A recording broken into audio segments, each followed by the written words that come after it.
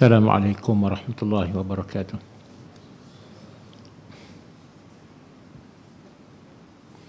A'udzu billahi minasyaitonir rajim. Bismillahirrahmanirrahim.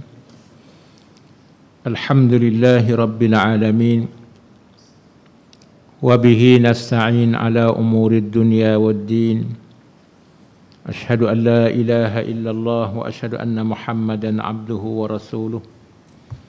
Allahumma salli wa sallim wa barik ala Sayyidina Muhammad wa ala alihi wa sahbihi ajma'in. Allahumma rabbi shrah li sadri wa yassir li amri wahlul 'uqdatam min lisani yafqahu qawli. Rabbi yassir wa la tu'assir wa tammim bil khair. Amma ba'du. Faqala Allah subhanahu wa ta'ala fi muhkami tanzilih: A'udzu billahi minasy syaithanir rajim. Masalul ladzina yunfiquna amwalahum fi sabilillah kamathali habbatin anbatat sab'a sanabila fi kulli sumbulatin mi'atu habbah wallahu yudha'ifu liman yasha' wallahu wasi'un 'alim. الذين ينفقون أموالهم في سبيل الله ثم لا يتبعون ما أنفقوا منا ولا أذى لهم أجرهم عند ربهم ولا خوف عليهم ولا هم يحزنون. صدق الله العظيم. Perumpamaan orang-orang yang menginfakkan harta mereka itu pada jalan Allah seperti satu biji tumbuhan yang menumbuhkan 7 tangkai. Pada setiap tangkai 100 bijian. Dan Allah menggandakan bagi mereka yang Allah kehendaki, dan Allah itu maha luas lagi maha mengetahui. Orang-orang yang menginfakkan harta mereka itu pada jalan Allah, kemudian dia tidak mengiringkan apa-apa yang diinfakkan itu dengan kata-kata ungkitan dan perkara yang menyakiti, bagi mereka itu pahala di sisi Tuhan, dan mereka tidak takut dan tidak berkeluh kesah, berduka cita. Sadaqallahul azim. Surah Al-Baqarah ayat 261 sehingga 262. Tuan-tuan muslimin muslimat, hadirin hadirat yang dirahmati Allah sekalian, pada malam ini kita masuk pada malam yang ke-21, bermakna berbaki lagi 10 malam. Dengan malam ini sekiranya genap 30 malam Ramadan. Sekiranya raya awal 29, bermakna 9 malam saja lagi kita bertarawih. Akhirnya kita akan menyambut satu hari yang kita panggil Aidil Fitri ataupun hari Lebaran. Jadi sepanjang masa yang ada pada malam ini dan masa-masa yang berbaki lagi ini, fasal yang ketiga. Jadi tajuk yang sama-sama kita akan kongsikan pada malam ini, kelebihan menginfakkan harta pada jalan Allah. Ya, kelebihan kita berinfak, bersedekah, memberi pada jalan Allah. Banyak ayat-ayat berkaitan dengan sedekah, infak, belanja. Antaranya 2 ayat yang kita baca, dan ada lagi ayat yang seterusnya 263, 264 masih lagi menceritakan tentang kelebihan bersedekah. Baik, Allah SWT beritahu pada kita kelebihan orang yang menginfakkan hartanya pada jalan Allah. Diumpamakan satu biji tumbuhan. Yang ini selalu kita pembaca, kita pun dengar dan selalu diingatkan. Seperti satu benih, satu bijian, yang mana jikalau kita tanam, tumbuh, dia mengeluarkan hasil 7 tangkai. Dan setiap tangkai itu ada 100 bijian.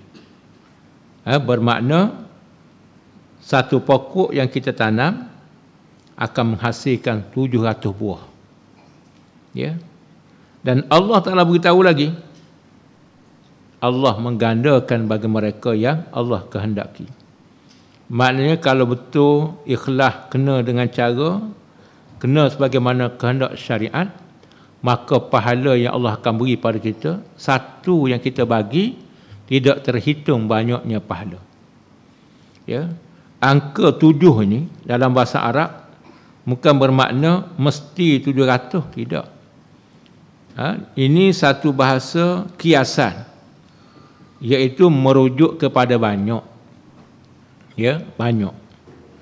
Kalau belah orang Pantai Timur, dia nak beritahu banyaknya, dia guna istilah 1,600,000. Kaya dia. 1,600,000 harta dia. Adakah harta tu 1,600,000 sungguh? Tidak. Hartanya banyak lagi, berbilion harta. Tapi dia guna istilah 1,600,000. Itu mana bukan nak menentukan bahawa hanya sekadar 1,600,000, tidak. Tetapi nak beritahu angka yang banyak. Maka penggunaan orang Arab, bahasa Arab, bila mana menggunakan angka 7, 70, 700, 7,000, merujuk kepada banyak.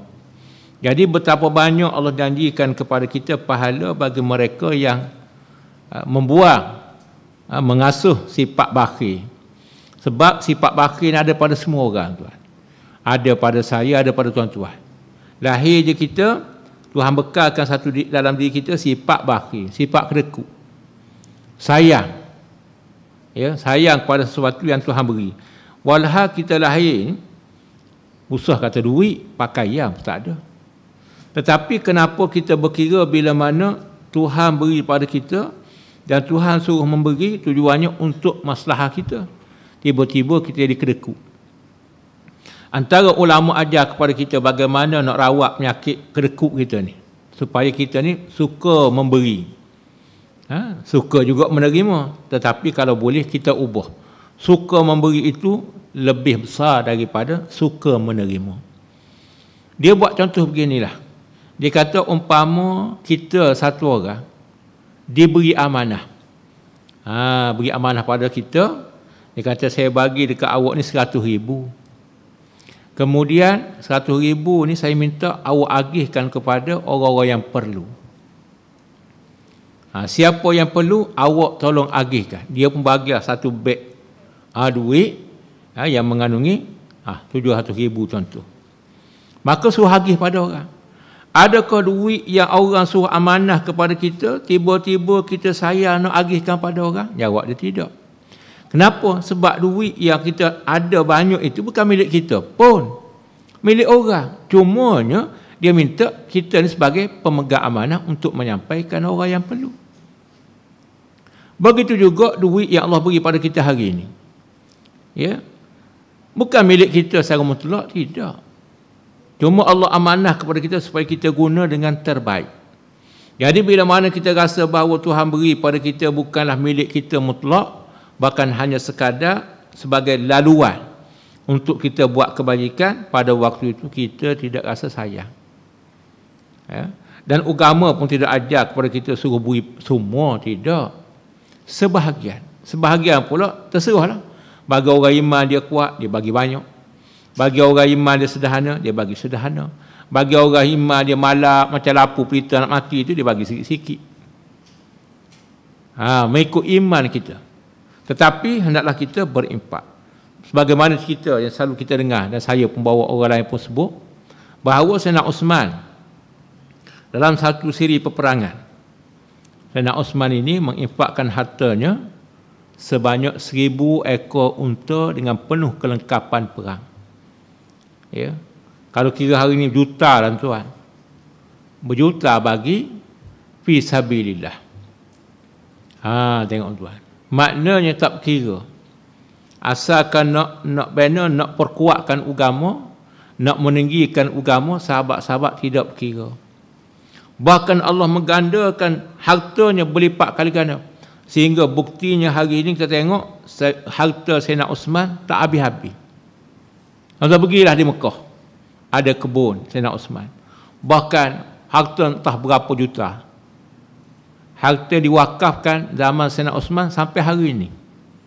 dan mengambil manfaat oleh umat Islam yang pergi ke Mekah, pergi ke Madinah. Bila bagi? 1400 tahun lepas. Dan harta tu berkembang, makin banyak, makin banyak. Sayyidina Uthman meninggal 1400 tahun dah. Tuan bayangkan. Ini yang kita nampak dan disebut pada kita. Begitulah harta tok nenek moyang kita yang wakaf dan sebagainya. Betapa banyaknya pahala, walaupun dia tu masa hidup sedikit. Dan kita ingat infak kita semasa kita hidup ini besar faedah dan pahalanya berbanding harta yang diinfakkan oleh anak-anak cucu kita. Harta kita juga. Tapi dia infak setelah kita mati. Nak banding dengan kita bagi RM1 dengan dia bagi RM100, lebih baik kita bagi RM100 masa kita hidup daripada RM100 setelah kita mati. Itu ya. Sebab itu mereka ini orang-orang yang bijak, menggunakan harta mereka sebagai simpanan untuk diambil kembali setelah mereka mati. Kita tuan tadi penyakit nafsu kita, syaitan dan juga hasutan daripada persekitaran luaran menyebabkan kita ni rasa berat. Ya, tak napi ada orang tu dia mudah tak kira sangat. Tapi ada orang yang sangat-sangat berkira untuk beri pada Allah. Tapi dia di masa yang sama nak harta dia banyak, nak makin kaya, nak makin maju, nak makin hebat, nak makin segala-gala. Tapi dia sendiri dengan Allah berkira-kira. Jadi insya-Allah pada malam ni kita yang duk ada dan sahabat-sahabat kita yang duk tengok secara alam maya dan mungkin lepas pada ni, biar kita baca Quran bukan sekadar kita baca kita faham, bahkan apa-apa saranan daripada Al-Quran kita sama-sama buat. Baru dia jadi makanan ni. Kalau sedap tak makan pun tak rasa sedap tuan. Sekadar dengar lah orang cerita sedap. Tapi kita sendiri tak makan pun. Adakah makanan tu ada? Ada. Cumanya kita tak makan. Habis tu sedap tak rasa? Tak rasa. Cuma kita duk cerita di atas cerita orang. Adapun lazat sedap tak sedap tu kita sendiri tak boleh cerita, sebenar-benar kita rasa. Begitu juga dengan Quran. Bagaimana nak rasa kemanisan Al-Quran? Bukan sekadar kita baca seronok, kita faham seronok. Yang paling seronok apabila Tuhan beri kepada kita taufik untuk kita beramal dengan apa yang kita baca, dengan apa yang kita faham. Ya, maknanya orang panggil berjihad, berjuang, bersungguh-sungguh. Maka kita pun bersungguh-sungguh. Dalam ibadat, dalam infak, dalam ekonomi, dalam muamalah, dalam segala-gala kita praktik, maka barulah kita rasa seronok. Baru seronok tuan. Jadi Allah menggandakan pahala begitu banyak bagi orang yang berinfak pada jalan Allah. Kemudian Allah sebut juga pada ayat yang 262 bahawa orang yang menginfak pada jalan Allah ini bagus dah, cuma pastikan apa yang kita buat itu tidak rosak. Bagaimana untuk kita menjaga amalan kita, infak ini tidak rosak? Dua perkara kita kena jaga, jangan buat. Yang ni kena tahu tapi jangan buat. Pertama sekali kita mengungkit. Kita bantu orang, tapi di masa sama kita sebut kata ungkit. Aku dulu tu bantu tu, dia maju, dia apa. Kita duk ungkit-ungkit. Ya. Jangan ungkit. Dan juga jangan menyakiti. Bila mana kita bagi, kita kata macam-macam pula pada dia. Dia ni malah kerja lah, apalah. Dia mengambil apa yang kita beri, tapi dia sakit hati. Maka dengan sebab kita mengungkit-ungkit apa yang kita beri, kawan tu pula rasa sakit hati, akhir sekali pahala yang kita beri itu dibatalkan oleh Allah. Ini satu hal juga. Maknanya kita minta dengan Tuhan diberi kekuatan untuk kita keluarkan sebahagian harta kita. Yang kedua, yang paling suka nak jaga supaya harta kita tidak dibinasakan pahala. Kalau tidak rugi tuan. Kita bagi duit habis. Perasaan kita pula duk ingat-ingat. Yang kedua, pahala pula tak dapat. Beri tuan biasa. Bahkan kebajikan ni satu lagi benda unik Tuhan buat. Kalau kita buat benda baik ni walaupun RM100, 100 tahun kalau kita hidup duk ingat lagi. Hak RM100 kita bagi. Tapi RM100 kita belanja duk makan sehari 2 hari ni tak ingat. Aku bagi dah dulu ingat 100 lagi. Ingat kita. Bagi RM10, RM10 pun ingat juga. Aku rasa tahun lepas aku dah bagi RM10 pun. Bukan RM1,000. Kalau RM1,000 tu munasabah ingat lama. RM10 pun ingat. Akhir sekali dia mari pula minta pula 2 kali, kata apa bagi lagi. Mari ketiga kita pun sebut dah. Engkau ni kali ketiga dah, aku ingat betul-betul 3 kali dah mari muka kamu ni. Mula kita sebut. Akhir sekali habis pertama, hak kedua, kalau bagi yang ketiga pun habis juga pahala. Kenapa? Kerana kita mannan, kita mengungkit-ungkit. Sebab tu Tuhan tahu dah manusia ni bila mana beri sesuatu, dia suka mengungkit. Ungkitan tu banyak. Sebab tu kalau dalam bab fiqh disebut, contoh, dia kata kalau ada satu orang nak bagi duit pada awak nak buat ibadat haji, bukan berhutang, nak bagi belanja, nak sponsor, kalau boleh yang terbaik jangan terima. Kenapa jangan terima pula? Dia kata ungkitan itu lebih besar nanti daripada kita buat ibadat tu. Bagus dah, dia mengungkit. Alah haji sponsor aku bagi. Kalau aku tak bagi pada adat, tak pergi ke Mekah dia. Tengok tuan. Ini mulut ni. Jadi pada waktu itu terbaiknya kita tak terima. Cuma kita ni pula kalau ada orang bagi sponsor, hak tu hak kita nak ya. Sebab tu kena faham tuan. Mana kalau kita terima dia bagi ikhlas tak mungkin itu terbaik. Tapi dibimbangi ungkitan itu sangat besar. Maka kata dia kalau boleh eloklah. Nak bagi tahu manusia. Sifat manusia ni ada satu keadaan dia nak cuba mengungkit. Jadi bila mana perasaan itu timbul, kata Allah, tahan diri kamu, jangan mannan, jangan azab, jangan menyakiti orang. Sebab orang tuan, kalau tidak terdesak, kalau tidak susah, dia tak bagi minta dengan kita. Yang kedua, kita ni kalau nak minta sesuatu dengan orang tuan, air muka kita ni tebal air muka kita. Maknanya kalau kita terdesak, kita rela air muka kita tebal kerana kita ni berhajat sangat-sangat. Tiba-tiba kita pergi dengan satu orang dalam keadaan kita menebarkan air muka kita, kita merendahkan maruah kita, pergi minta dengan orang, tahu-tahu kena sembur dekat depan kita walaupun kita dapat. Apa perasaan kita? Malu tuan. Yelah betul lah kau bagi, aku pun tahu, terima kasih banyak. Tapi apa guna kau bagi, dia ungkit-ungkit, kau kata pula macam-macam pada aku, menyebabkan aku ni malu, terdedah aib dan sebagainya. Apa faedah yang kau bagi begitu? Mana malu kita orang menerima ni. Sebab orang ni kalau tak terdesak, dia tak akan pergi minta. Lebih-lebih lagi kita bangsa Melayu ni memang begitu tuan. Jenis orang yang teruk sangatlah, kita pun pergilah. Kalau kita boleh kira, kita kira tak minta dengan orang. Pengalaman masa belajar tuan, kawan-kawan ni ramai susah. Mengaji agama ni Tuhan uji begitu. Bila mana ada satu orang korporat, dia ni setiap kali Jumaat dia akan bawa satu beg besar. Dalam beg tu penuh duit. Dan dia pesan pada pelajar-pelajar, dia kata panggil semua pelajar-pelajar wafidi, maknanya bukan orang Arab, mari aku nak bagi sedikit sumbangan setiap minggu. Tak banyak pun, RM30 je. Tapi kalau RM30 kali dengan 4, 120. 120 ni bukan kena kerja pun, pergi je dia bagi. Tapi ramai di kalangan kita ni tak nak pergi. Tak apalah Ustaz, biar orang lain berajak lagi. Iyalah betul, orang lain berajak, tapi dia nak bagi pada semua orang. Dia pun suruh panggil pelajar-pelajar nak bagi. Tak apalah, bagi pada orang lain. Tak pergi tuan. Lain pada orang Melayu, negara Malaysia tuan, kalau boleh nak ambil 2-3 kali seorang. Nak ceritanya jenis sikap. Kalau belum Afrika, Allah tuan. Kadang-kadang tuan tu marah. Dia kata muka-muka tak dia ambil dah, nak ambil pula dah. Nak cerita tuan tak malu dah. Maknanya kalau kawan tu tak perasan, 2 kali ambil. Lepas tu kawan pun nak bagi ikhlasnya, cuma orang lain ada lagi, 2 kali dia masuk nak ambil juga. Tapi orang kita ni bukan kata nak ambil, pergi pun tak nak. Pasal apa tuan? Malu sebenarnya. Malu tapi mau.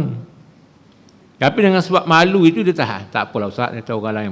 Yalah marinya, bukan apa pun kita pergi beratur, bagi ambil balik RM30 je. Nah itu tuan, kalau tidak berhajat sangat-sangat tak pergi. Malu. Walah kalau kita fikir, malu apa orang nak bagi. Tak. Ramai di kalangan pelajar-pelajar kita kerana dia kata apa? Ada dah, cukup dah, tak apalah orang lain, bagi orang lain. Pasal sebenarnya malu je nak pergi ambil. Kalau tahan sikit malu tu pergi je.